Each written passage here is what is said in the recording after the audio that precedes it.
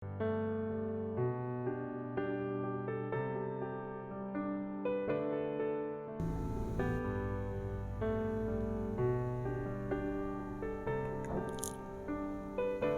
selamat pagi Bapak Ibu yang dikasihi oleh Tuhan. Kembali kita akan bersama-sama membaca dan merenungkan kebenaran firman Tuhan. Mari kita berdoa.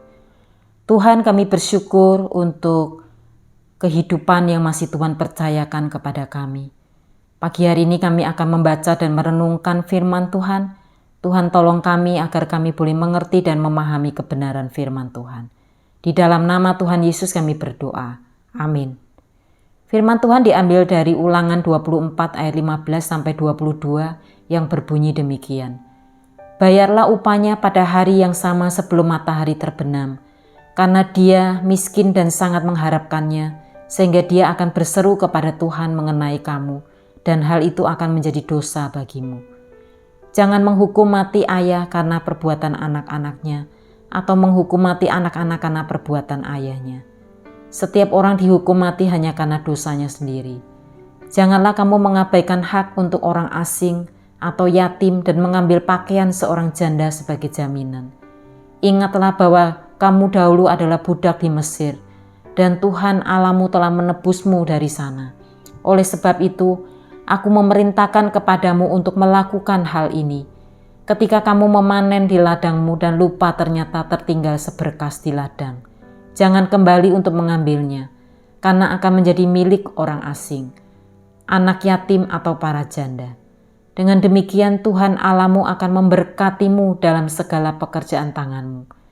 Ketika kamu merontokkan pohon zaitun, jangan kembali untuk mencari di dahannya.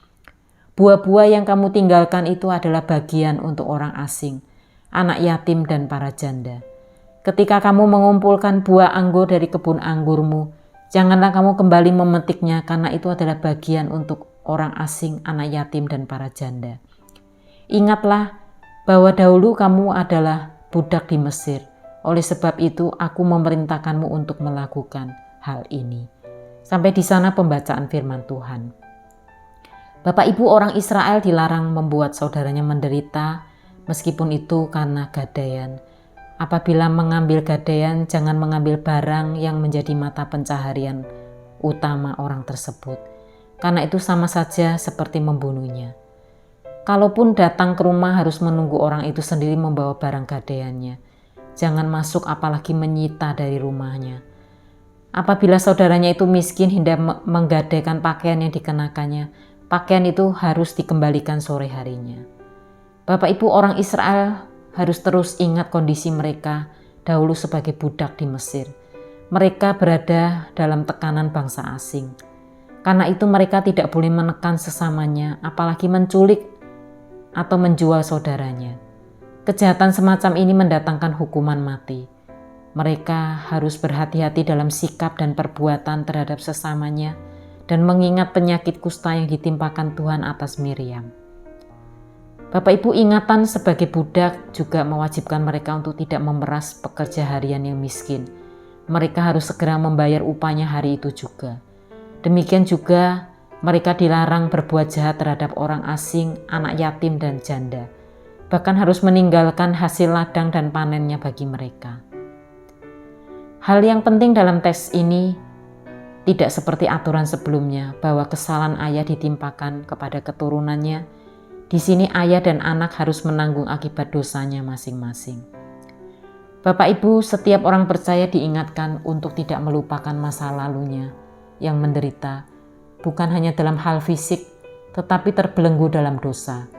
Kehidupan nyaman yang diperoleh saat ini dalam kasih karunia Tuhan seharusnya menjadi kesempatan untuk menyatakan kasih kepada sesama yang menderita, dengan tidak menekan apalagi menyiksa mereka.